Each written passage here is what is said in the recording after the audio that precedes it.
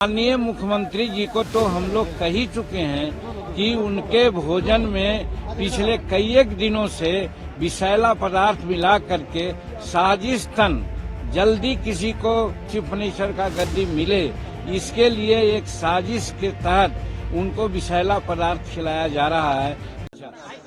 देखिए, पिछले दिन हम लोगों ने विधानसभा में जो माननीय मुख्यमंत्री जी ने तपाक में आकर के हमारे ऐसा जो 80 वर्ष का प्रतिनिधि है और वो 74 वर्ष के हैं, तुम ताम की बात की।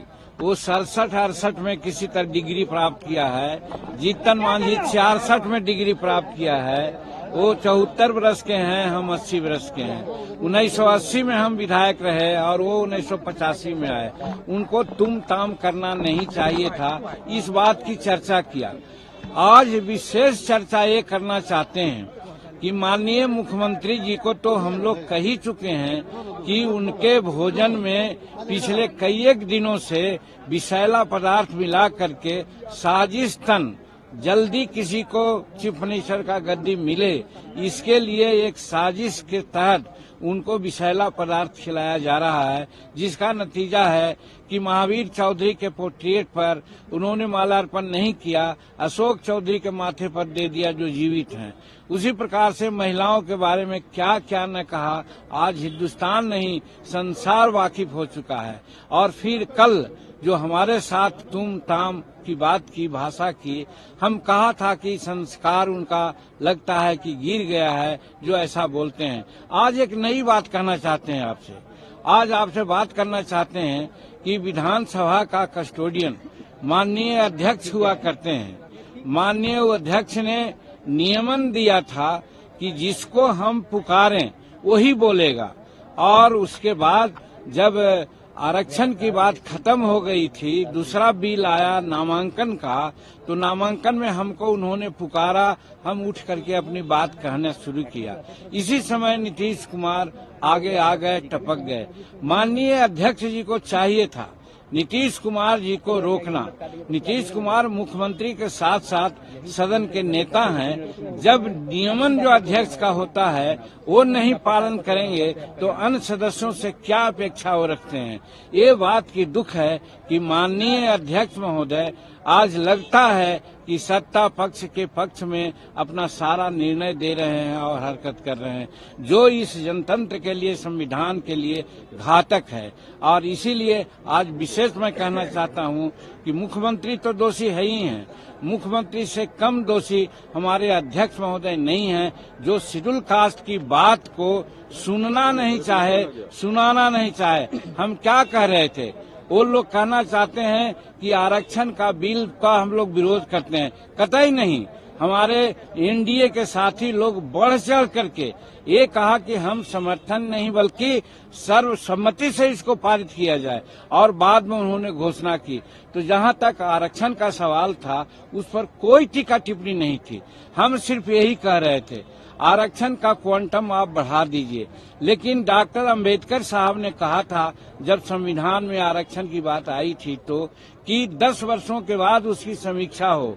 हम नीतीश कुमार से यही जानना चाहा, आप कम से कम 15-18 वर्ष में और 15 वर्ष पहले आपके बड़े भाई ने जो शासन किया, कितने दलितों को उन्होंने आरक्षण दिया है, कितना बैकलॉग है, इसके बारे में कुछ सोचा महोदय? तो उसी प्रकार से ये 20% न कर दें आप 25% कर दें, उससे कोई फायदा नहीं है। हम उदाहरण साइट किया कि 1971 से यहाँ पर रोस्टर नियम लागू है। रोस्टर का मतलब होता है कि 16% तक शेड्यूल कास्ट के नौकरियों में आरक्षण दिया जाएगा। आज जानते हैं दुख कहते हुए हो रहा है। हम तो समझते हैं कि सत्ता पक्ष के लोगों को शर्म आनी चाहिए कि आज 73-74 वर्ष संविधान लागू हुए हो गया, और जो रोस्टर लागू की बात आती है तो उधर 71 में हुआ तो कहने का मतलब है कि 29 वर्ष उधर हुआ और 23 वर्ष इधर हुआ, तो कम से कम 40-50 वर्षों का अवधि में कितना प्रतिनिधित्व है? प्रतिनिधित्व है 3.7। आप जोड़िए 16% प्रतिनिधित्व देने में कितना साल लगेगा, यही हम उनको कहना चाह रहे थे कि माननीय मुख्यमंत्री जी आप इसकी समीक्षा कीजिए। याद है हमको 1955-56 के आसपास में मुंगेरी लाल जी के अध्यक्षता में शेड्यूल कास्ट और शेड्यूल ट्राइब्स के आरक्षण को तजवीज करने के लिए आयोग बना था। उस समय कहा गया था कि 7% आरक्षण मात्र मिला है और बाकी बैकलॉग है। आज मैं समझता हूं कि 7% से भी कम है हमारा प्रतिनिधित्व शेड्यूल कास्ट का। आप समीक्षा कीजिए और समीक्षा करके बैकलॉग पूरा कीजिए, तब बढ़ाने की बात आप करते हैं, स्वागत योग है। इसलिए आप बढ़ाए हैं तो ठीक है, लेकिन आप समीक्षा कीजिए। इसी पर मुख्यमंत्री बहुत अनाप शनाप बोले, जो आपके सामने कल हमने कहा है।